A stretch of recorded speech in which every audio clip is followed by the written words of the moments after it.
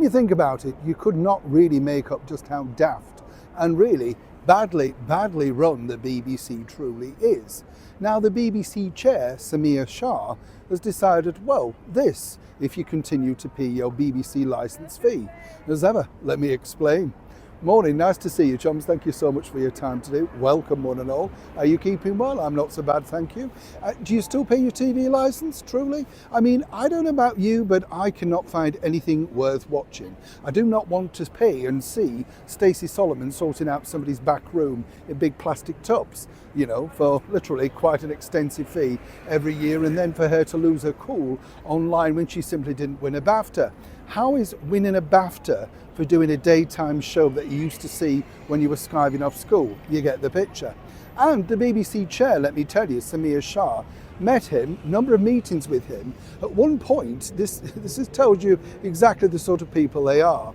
He came along and we discussed him reproducing a show at the studios with none other than a leading light from the BBC.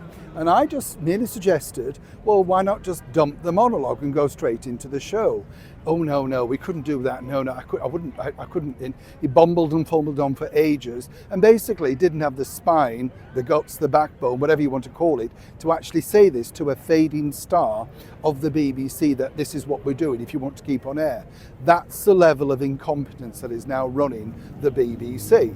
And it's this man that's decided that apparently, oh yes, you could be paying your BBC licence fee based on how big your house is, the size of the house, how many people are in there. It's basically now not a case of one size fits all, right?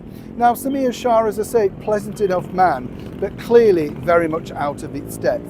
People will not pay for the BBC licence fee, not anymore. It's an outdated thing that people just think we're not going to do it, we don't need to, but they will willingly pay for subscriptions for things like streaming, Paramount, Netflix, Hulu, that sort of stuff, because clearly they've got the things that the public want to watch. And I'm not knocking the BBC, it does have excellent areas of service, but it's not worth it for everybody. And as I pointed out, what's fascinating about the way that they operate, particularly in certain areas that I know in Yorkshire, they simply do not go after the people that they know they have no chance of getting the licence fee from, even though they know they are watching and using those services. They don't want to go in that particular area, foreseen of course as being either racist, difficult, stirring up problems. You get the picture.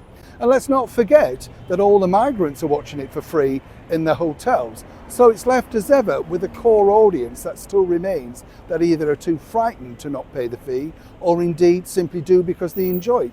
There's a middle ground there. But as this really rumbles on, and it's never going to work, and this is again another way of just either taxing the idea or trying to get more money out of a depleted area already, what's going to be interesting is this. You see, the answer truly is the BBC feel they can enforce this on the citizens of the United Kingdom.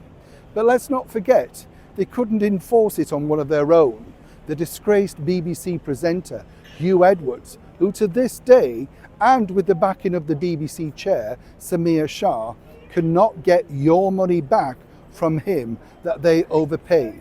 But they're quite willing to go after you and me to make sure that we pay for a service that we didn't want. Meanwhile, the money that they could claw back, they've just walked away from it. They don't want to cause a scene.